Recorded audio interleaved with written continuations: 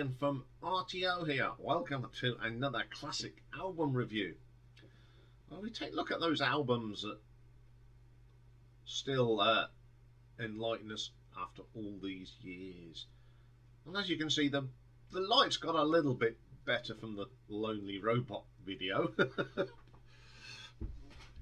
Not too much, but it's now raining. It's that fine rain, that wet rain, as what's the comedian Peter Kay calls it, the one that soaks you through.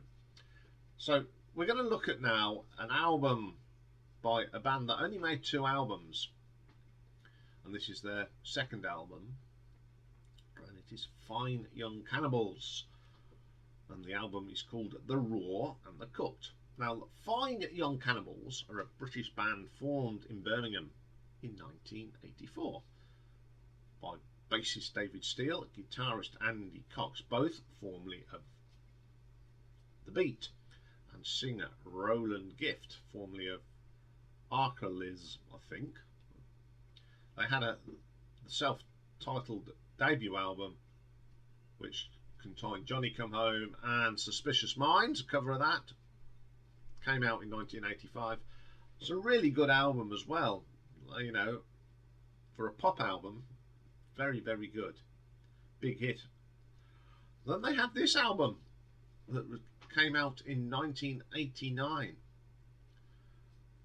The Raw and the Cooked. They've won Brit Awards. Best album was this. And they got their name from the 1960 film All the Fine Young Cannibals, starring Robert Wagner and Natalie Wood. So as I said, this album is their second and final album, and the title of the album was lifted from the book of the same name, Le Cru et le Crut in French. I think it's Le Cru et le Crut. So there we go. So the band, of course, Roland Gift, Andy Cox and David Steele, but additional people on. And we got Mr. Jules Holland from Squeeze doing the piano on Good Thing. And then you've got backing vocals from Jimmy Helms, George Chandler, Jimmy Chambers. Martin Parry does some drums on Tell Me What. Simon Flower again does some backing vocals. Graham Hamilton plays some trumpet. Jenny Jones plays drums. Gavin Wright plays the violin. Bridget Endeavour plays some sax. Produced by Fine Young Cannibals, Jerry Harrison and David Z. Or David Z. Okay, the album opens up probably by the best song that I'm going to call them the FYC, because it's not such a mouthful. It's that great track, and I know this is one of Richard McCook's favourite tracks. And it's She's Driving Me Crazy, my favourite song on the album, my favourite song by this band. It's Roland Gift's vocals.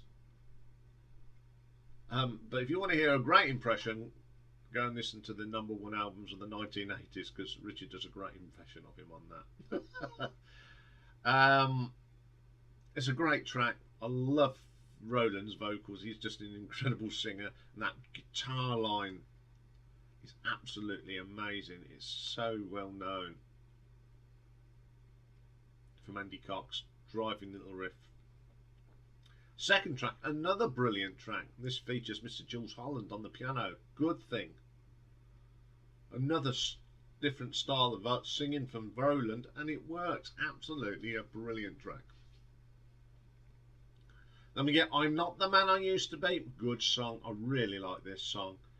I love the little. There's a little bit of overtones from the Beat here.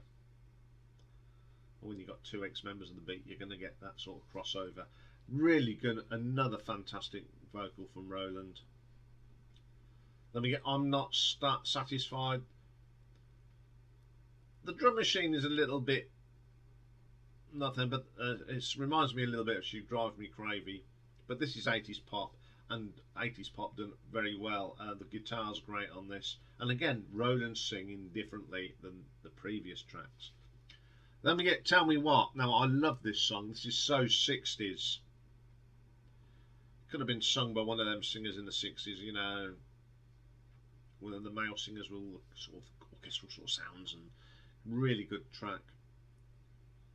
Then we get side 2, Don't Look Back. Such a catchy little soul. The guitar work in this is fantastic. It's okay. It's all right. What I like about this is one of them 80s dance tracks. Instead of using a keyboard, that dance 80s keyboard, they do it on guitar, which makes it different and really good. Don't Let It Down. This is one of the tracks I'm not very keen on, but Roland Gift's vocals, how he hits them high notes, I don't know. As Hard As It Is, again, it's got that 60s vibe to it. A great vocal from Roland, good song all over. Then they do a cover of the Buzzcocks, Ever Falling in Love, wrote by Mr. Pete Shelley, of course. Very interesting interpretation of this song, but I like it. I think it's because it's a little bit different, but you know the track. I think Roland does a great vocal on this. So how did it do? Why is it such a classic album? It was well received. Critics now, Steve Harchman, who wrote for the LA Times, deemed it as a sophomore opus, just may be the best tribute to an update of American soul from styles from England since the Rolling Stones, no less. Like Black and Blue or side 2 of Tattoo You. He said, as much as they are a trio, they may borrow from Motown or Memphis, there's an original vision that looks forward to as well as back. Now here's one of not my favourite critics at the Village Voice's, Robert Christgau. He praised them for a good pop, while Rolling Stone added a soulful gem. So All Music gave this 4.5 stars. Classic Pop gave it a 4 stars. Los Angeles Times 4. Mojo gave it 4. Q gave it 4. Record Collector gave it 4. Rolling Stone 4. The Rolling Stone Album Guide 4.5. Uncut 7 out of 10. The Village Voice A-. Robert actually gave it a good rating for once. Sold huge, #1, both sides of the Atlantic. And just picked up lots of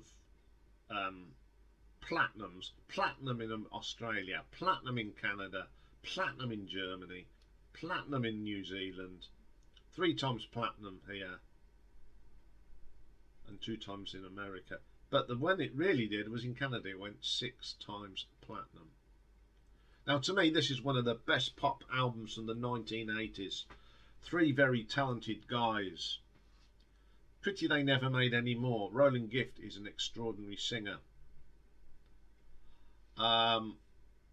Yes, it is a classic. It's a proper classic from the 80s. They sort of took pop and took it to another dimension, and the sampling on it, very technical, listenable. It's a very enjoyable album. Now, this is coming from someone that's, when it comes down to who's a out and out headbanger. But this is just a brilliant album. It's an album I like to put on now and again, just to have a little bit different. So I'm going to give this an RTO ranking of 9 out of 10, and that's how much I like it. I think this is a great little pop album from the 80s. So there we go. That's all for today. Don't forget the competition. Ain't you 31 minutes of music that defines you. If you want to know how to enter that, there is a little short video with my selection, so go and check it out. It's got all the rules. I'll be back tomorrow though, and we got a viewer's request. Well, it's not a viewer's request as it is one of my oldest friends, Lee, Now, for those of you who don't know, Lee has got a Facebook page that that he's set up regarding the rock show with Johnny Walker. Now, if you haven't gone and joined, go and find out. Go and ask to join, because there's lots of good stuff on there as well. And yours truly is one of the administrators as well. So if you go, it's either me or Lee will invite you in. And he's asked me, now he's a big fan of the Rolling Stones, and he said to me a little while ago, he says, are you going to take each member of the Rolling Stones and look at their solo stuff? And I went, yeah, why not? So we're going to start that tomorrow. We're going to pop them in every now and again, and we're going to start with the lead singer, Mr. Mick Jagger. Looking forward to that one. And also tomorrow is retro ranking, and you need to go and get your big boots ready, because we're doing 60s band, the Dave Clark 5. Get your stomping boots on, ready for that one. So have a great day, everybody. If you're at a loose end this afternoon, I suggest you go and check out about 2 o'clock here in the UK. Go and check out Rachel's Ghost live stream. I was on it yesterday and it was quite fun. So go and have a look at that. And if you go and have a look, say that I sent you along. So I will see you all tomorrow. Have a great day, everyone.